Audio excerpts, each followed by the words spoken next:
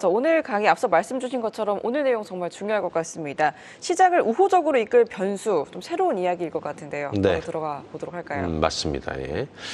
사실 우리 뻐꾸기 주식에서 자, 오늘 주제는 이거예요. 네. 소프트닝 노이즈라고 해갖고 그동안 시장 어떤 노이즈가 완화되고 있다. 근데 지난주에는 우리 뭐였지? 지난주에는 타이트닝 이펙트라고 해서 이제 긴축 효과를 얘기했었고, 지난주에 우리 여러분들 뭐 했는지 기억하세요? 지난주에는 리바운딩의 조건들을 얘기했습니다. 그 리바운딩의 조건들이 사실 이번 한 주 동안에 다 분위기가 우호적으로 변하면서 시장이 강하게 올라섰는데, 네. 그래서 소프트닝 노이즈하고 특히 이 분위기가 이제 연준의 피벗과 더불어서 산타 랠리가 좀 시동을 걸 것이다. 저는 개인적으로 이렇게 보고 있습니다. 자, 그러면 이제 하나씩 한번 볼까요? 자, 미국 재무부가 지금 국채금리가 급하게 빠지잖아요. 네. 그러니까 전날에 지금 4.5%까지 떨어졌던 건 고용이 우호적이었던 거죠. 고용시장이 이제 완화되기 시작을 했다. 그런 신호가 나오면서 연준의 긴축이 더 이상 필요 없어졌다. 이런 거죠. 그런데 지난주에 우리가 무슨 얘기했냐면 미국 재무부가 국채 발행을 좀 줄일 수도 있겠다라는 얘기했어요. 그죠?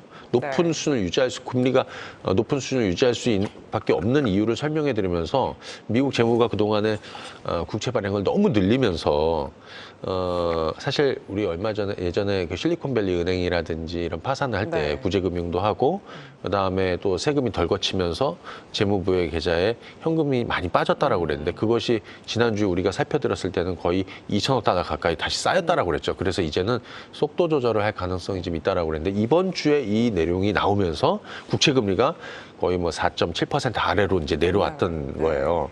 그러니까 미국 재무부 차입자문위원회라고 있습니다. TBAC 4분기 국채 발행 계획을 3분기에는요 1조 100억 달러를 발행했는데 기존에는 그래서 4분기에는 8,520억 달러를 발행하겠다. 근데 이게 계획이 바뀌어서 7,760억 달러로 하향 조정이 되면서 시장이 환호한 겁니다. 국채 시장이 국채금리는 급락했던 거고요. 최근에 TBAC는 이 환경 중에 여러 가지 요인이 있는데 세금이 또 잘 많이 거쳤다고 그래요. 그래서 그런 사유를 좀 얘기를 했다. 이렇게 얘기해 볼 수 있겠고. 그러면 여기서 이제 어떤 변화를 좀 우리가 체크해 봐야 되냐. 단기물하고 장기물이 있어요. 근데 우리 아영 씨가 국채를 단기물하고 장기물에 투자를 한단 말이에요. 네. 2년짜리 단기물에 투자한다. 근데 금리를 얼마 준다. 근데 뭐 30년짜리 장기물에 투자한다. 근데 똑같은 금리를 줄 수는 없죠. 그렇죠. 당연하죠. 30물을 길게 투자하는 건 무슨 일이 벌어질지도 모르고 그래서 우리 그 기간 프리미엄이라고 하는 거예요. 네. 그러니까 TP라고 하는데 그 기간 프리미엄이 더 높아지니까 장기물을 많이 발행하면 어떻게 됩니까? 금리가 올라가는 거죠. 네. 그래서 미국 재무 국채 발행에서는 이번에는 2년하고 7년물의 이 단기 그 발행 규모는 좀 늘어났습니다. 좀 늘어나고 10년짜리하고 30년짜리 이 장기물은 예상보다 좀 줄었다. 이게 호재가 된 겁니다. 이게 지금 재료가 되는 것이다. 네. 이렇게 보시면 되겠고 이번 파월의 FOMC 연설에서 미국 국채 장기금리 상승이 오히려 긴축 효과를 가져왔다라는 내용이 좀 있었어요. 이건 뭐 당연한 것이고, 그죠?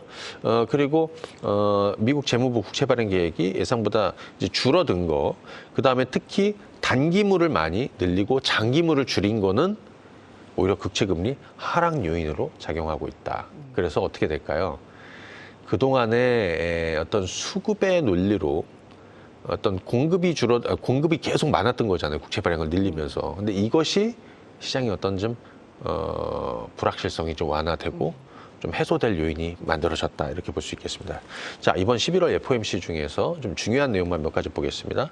이번에 만장일치로 동결을 했는데 이 내용은 뭐냐면 그냥 2% 인플레이션 달성할 때까지 현재 정책을 유지하겠다라는 거예요. 근데 여기서 핵심은 요거 하나 좀 볼 필요 있습니다. 뭐냐면 최근 나온 지표가 긍정적이라고 얘기했습니다. 그죠? 그러니까 물가 지표. 아까 그런 얘기 들었는데 올 여름에 나왔던 물가 지표도 사실 상당히 긍정적이었다. 요거 왜냐면 데이터 디펜던트라고 했지 않았습니까? 그죠? 네. 상당히 좀 의미가 있었다 이렇게 볼 수 있겠고요.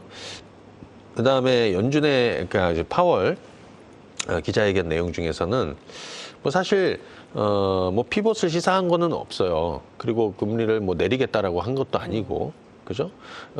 근데 기본적으로 이제 원론적으로 얘기했지만 사실 내용을 보게 되면 상당히 좀 변화가 좀 있다. 이렇게 볼 수 있습니다.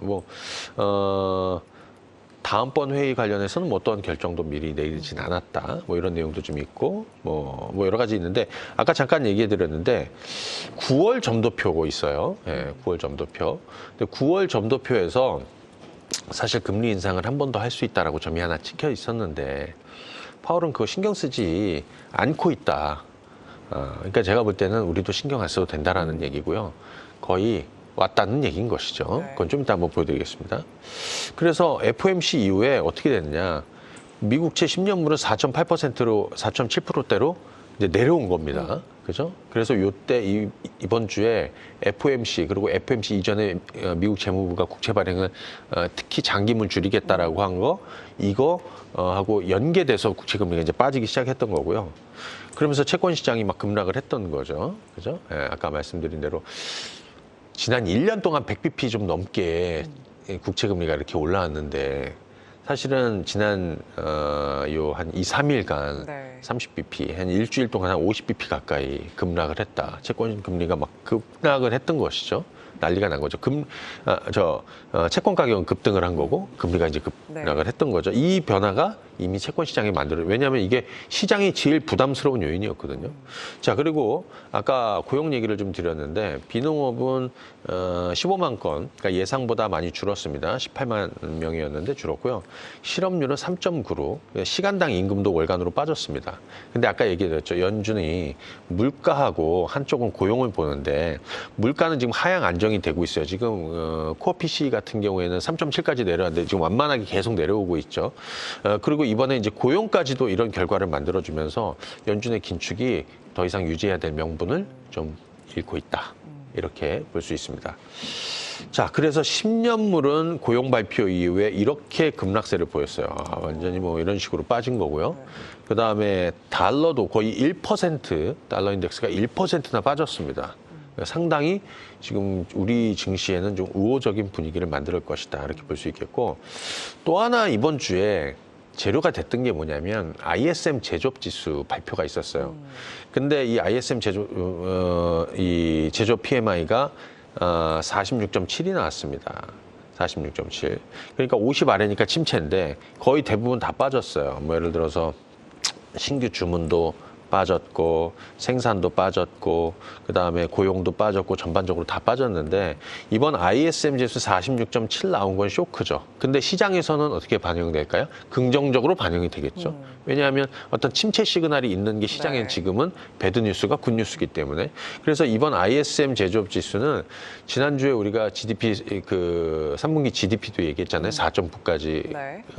뭐 시장이 쇼크를 줬는데 근데 이번 ISM 제조업 지수 나온 걸 보면 이것만으로도 GDP 0.7 정도 낮추는 효과를 가져올 것이다. 이렇게 볼 수 있습니다. 그런데 지난주에 우리가 미국의 3분기 GDP가 너무 좋았다. 4.9까지. 네. 그래서 증시가 크게 영향을 받았는데 지난주에 우리 뭐냐면 It's all downhill from here라고 그래갖고 지금부터는 내리막길이라고 그래갖고 3분기 GDP가 피크아웃이다라고 얘기를 지난주 여러분들 기억하세요? 앞으로 떨어질 거라고? 그랬는데 이거는 이제 주간 단위로 발표되거든요. 애틀랜타 여는 GDP 전망치가 주간 단위로 반영하는데 지난주 그 4.9%였잖아요. 네. 근데 그 지난주에 10월 27일에는 2.3% 그죠? 그리고 지금은 1.2%까지 하향이 됐습니다. 4.9가 1.2까지 전망치가 낮아진 거예요. 급락이네요. 어때요, 여러분들? 그죠? 지금은 그래서 3분기가 GDP 피크아웃이다. 거꾸로 뭐 예를 들어서 시장의 어떤 분위기나 그다음에 증시로 따져보면 저점을 만드는 요인이라는 얘기를 계속 해드리고 있는 겁니다, 지금.